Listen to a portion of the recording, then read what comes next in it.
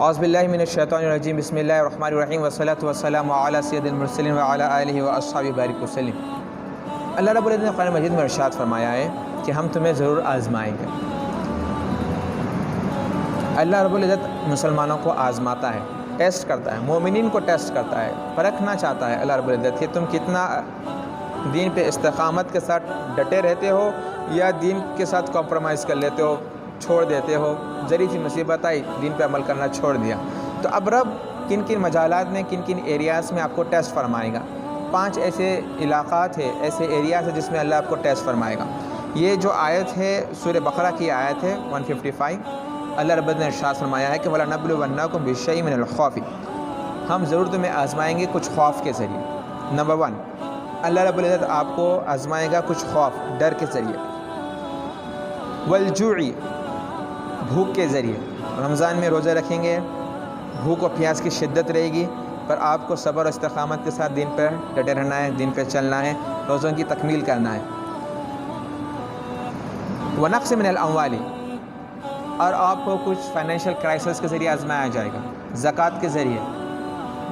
پیسے کو ہم نے سینے سے لگا کے رکھا ہے نا، پیسہ تو ہم نکالنا ہی نہیں چاہتے، زکوٰۃ تو ہم دینا ہی نہیں چاہتے۔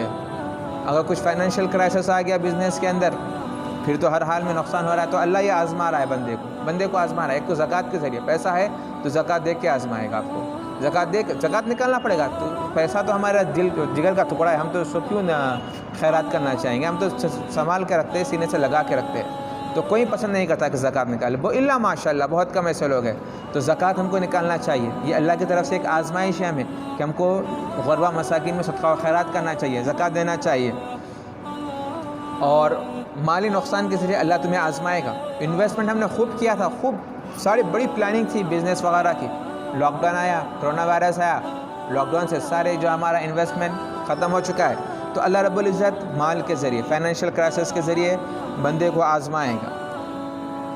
والانفس، اور بیماریوں کے ذریعے، امراض کے ذریعے اللہ رب العزت آزما کے دیکھتا ہے کہ میرا بندہ کیا بیماری کے حالت میں بھی نماز کو قائم کرتا ہے کہ نہیں کرتا ہے۔ اگر آپ نماز کھڑے رہ کر نہیں پڑھ سکتے تو کیا شریعت میں آپ کو نماز معاف ہے؟ نہیں، آپ کو بیٹھ کے پڑھنا ہے۔ اگر بیٹھ کے بیٹھ کے نہیں پڑھ سکتے تو کیا نماز معاف ہے آپ کے لیے؟ نہیں، فرمایا گیا کہ نہیں، لیٹ کے پیجیے۔ بہرحال کسی صورت میں آپ کو نماز معاف نہیں ہے۔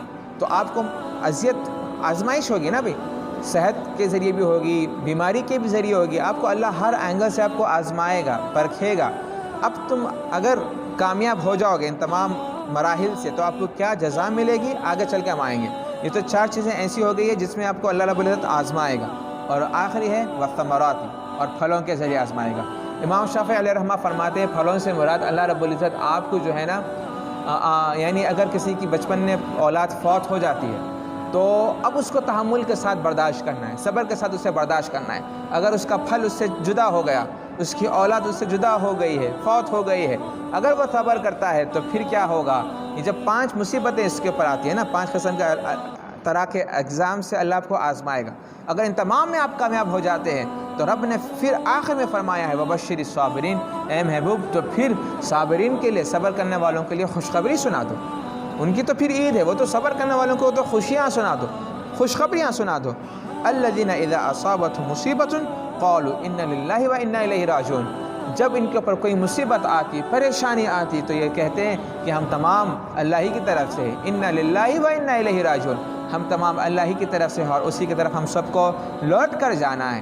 تو اب انا للہ وانا الیہ راجعون یہ تو ہم کسی کے موت کے وقت پڑھتے ہیں، اس کے ساتھ بھی ہم کو جو ہے نا ہر مصیبت میں، ہر پریشانی میں، ہر دکھ درد میں جو ہے نا ہمیں اس کا ورد کرنا چاہیے۔ اس سے اللہ کی رحمت کا نزول ہوتا ہے، غائب سے اللہ کی نصرت تمہارے پاس آتی ہے۔ اب یہاں پر بات ختم نہیں ہوئی ہے، ایک اور آخری آیت اس کے آگے چل کے ہم آپ کو پڑھ کے سناتے ہیں کہ اولئک علیہم صلوات من ربہم ورحمہ اولئک هم المہتدون، یہی وہ لوگ ہیں جن کے اوپر اللہ کا درود نازل ہوتا ہے، اور یہی وہ لوگ ہیں جن کے اوپر اللہ کی رحمتیں نازل ہوتی ہیں، وَأُولَئِكَ هُمُ الْمُهْتَدُونَ وَأُولَئِكَ هُمُ الْمُهْتَدُونَ، اور یہی وہ لوگ ہیں جو ہدایت یافتہ ہے۔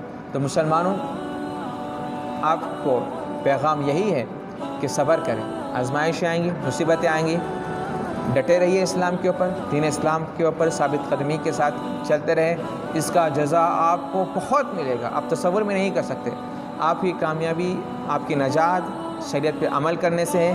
آپ بالکل کامیاب رہیں گے اس دنیا میں، قبر میں اور حشر میں۔ بس میرا پیغام آپ کو پہنچانا ہے، ہدایت اللہ کے پاس ہے، وما علینا الا البلاغ۔